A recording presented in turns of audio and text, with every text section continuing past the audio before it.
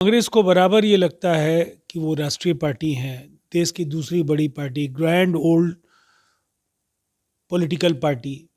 लेकिन अब वो रुतबा राजद स्वीकार करने के लिए तैयार नहीं है और इन दोनों को जनता स्वीकार करने के लिए तैयार नहीं है। स्ट्राइक रेट अब तो दोनों ही फिसड्डी हैं, तो कौन किसके स्ट्राइक रेट पर सवाल खड़े कर रहा है, ये तो बेहतर है कि एक दूसरे का जवाब वो दें। यहाँ विपक्ष बौना है और उसमें ये दम नहीं है कि एनडीए के इस विजय रथ को रोक पाए।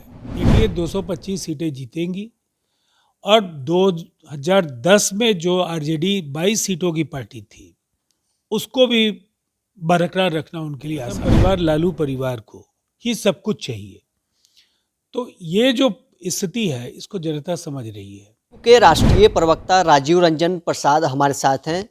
सर, अभी चुनाव में तो वक्त है, लेकिन महागठबंधन के अंदर बयानबाजी हो रही है सीट बंटवारा को लेकर। कांग्रेस पार्टी के प्रदेश अध्यक्ष हैं, उन्होंने ऐलान कर दिया है, अपने कार्यकर्ताओं को आश्वासन दिया है कि आप आश्वस्त रहिए, 70 से कम सीटों पर कोई समझौता नहीं करने वाले हैं। ऐसा अचानक क्यों होने लगा? देखिए, ये 243 सीटों पर एक दूसरे के खिलाफ लड़ेंगे। कांग्रेस और राजद लंबे समय तक साथ नहीं रह पाएंगे और वजह बिल्कुल साफ है। तेजस्वी यादव की जो सोच है, जो चौधराहट का भाव है, एकाधिकारवादी जो प्रवृत्ति है, साथियों को वो झेलने के लिए तैयार नहीं है।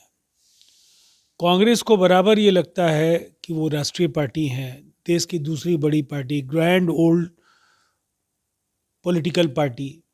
लेकिन अब वो रुतबा राजद स्वीकार करने के लिए तैयार नहीं है और इन दोनों को जनता स्वीकार करने के लिए तैयार नहीं है, तो आपस में ये लड़ेंगे। जो इनकी हार का फासला है वो बढ़ता जाएगा, इसलिए कि एनडीए पूरी तरह से एकजुट है। नीतीश कुमार जी की अगुवाई में अगला चुनाव एनडीए लड़ेगा और 225 सीटें हम जीतेंगे। ये जो मनोवैज्ञानिक दबाव है, इस दबाव ने महागठबंधन के अंदर दरारें डाल दी हैं और उससे उबर पाना इनके लिए संभव नहीं है। प्रभारी सचिव जो कांग्रेस के हैं वो कह रहे हैं कि महागठबंधन के अंदर स्ट्राइक रेट के हिसाब से बंटवारा हो, लोकसभा में जिसका जितना स्ट्राइक रेट है। अब देखिए, जैसा स्ट्राइक रेट, अब तो दोनों ही फिसड्डी हैं, तो कौन किसके स्ट्राइक रेट पर सवाल खड़े कर रहा है, ये तो बेहतर है कि एक दूसरे का जवाब वो दें। हम ये मानते हैं कि हमारे जो जीत का सिलसिला है, नीतीश कुमार जी पर जनता का भरोसा है। नीतीश कुमार जी जनता के आशीर्वाद से ही 19 वर्षों तक बिहार में सेवा करते रहे हैं और इनका फल एनडीए परिवार को मिलना तय है। जो 19 वर्षों के शासन की बेशुमार उपलब्धियां हैं, उसके मुकाबले यहाँ विपक्ष बौना है और उसमें ये दम नहीं है कि एनडीए के इस विजय रथ को रोक पाए। क्या दबाव बनाने की सियासत महागठबंधन के अंदर हो रही है? लालू जी कह रहे हैं कि इंडिया गठबंधन का लीड ममता बनर्जी के हाथों में दे देना चाहिए। देखिए, इसको राष्ट्रीय संदर्भ में देख लीजिए। महाअघाड़ी में सीटों का कोहराम किस कदर बढ़ा कि जनता ने इनको समेट दिया। हरियाणा की हार से कांग्रेस उबर नहीं पा रही है। अब बिहार, जहां 2025 के चुनाव होने हैं, यहां बिल्कुल साफ है कि जो लोकसभा के चुनाव के दौरान 170 विधानसभा सीटों में हमारी जो बढ़त है और उसके बाद जिस तरह से उपचुनाव में जनता ने पूरी तरह से आरजेडी और उनके साथी दलों को नकार दिया है, रास्ता आगे कठिन है और मुकाबले में यशस्वी मुख्यमंत्री नीतीश कुमार जी खड़े हैं। इसीलिए ये एक तरफा मुकाबला है। एनडीए 225 सीटें जीतेंगी और 2010 में जो आरजेडी 22 सीटों की पार्टी थी उसको भी बरकरार रखना उनके लिए आसान नहीं होगा। नेता प्रतिपक्ष ऐलान कर रहे हैं कि 2500 रुपया महिलाओं को देंगे। कांग्रेस के जो प्रदेश अध्यक्ष वो कह रहे हैं कि 2500 ही सिर्फ, क्यों उससे बढ़ाकर 3000 या 3500 कर देना चाहिए। देखिए, खटाखट इसके पहले राहुल जी ने भी कहा था, खटाखट हो गया। अब सत्ता में आएंगे तभी दे पाएंगे ना, सत्ता में आने कहाँ जा रहे हैं, जनता को यकीन नहीं है।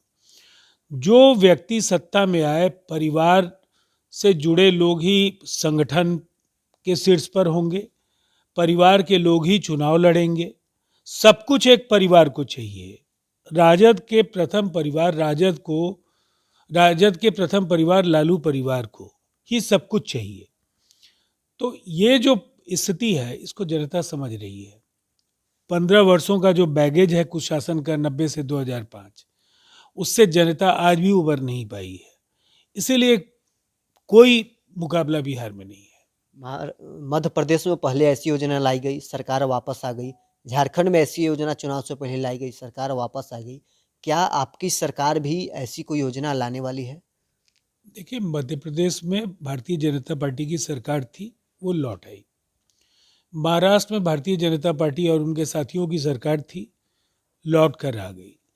झारखंड में भी इनकम्बेंट सरकार थी, हेमंत सोरेन सरकार के मुखिया थे। निवर्तमान सरकार के मुखिया के तौर पर जो वो कह रहे थे तो उनकी जवाबदेही तय थी। लेकिन तेजस्वी यादव अब बिहार की राजनीति को बेहतर तरीके से समझ रहे हैं। वो सत्ता में नहीं है और सत्ता में आने की स्थिति नहीं है, तो फिर उनकी बातों पर यकीन कौन करेगा। तो चलिए, जेडीयू के राष्ट्रीय प्रवक्ता राजीव रंजन प्रसाद हमारे साथ थे। इन्होंने साफ तौर पर कहा है कि तेजस्वी यादव जो वादा कर रहे हैं उनके वादे पर यकीन कौन करेगा। बहरहाल, इस क्रम में इतना ही। बने रहे न्यूज़ 4 नेशन के साथ।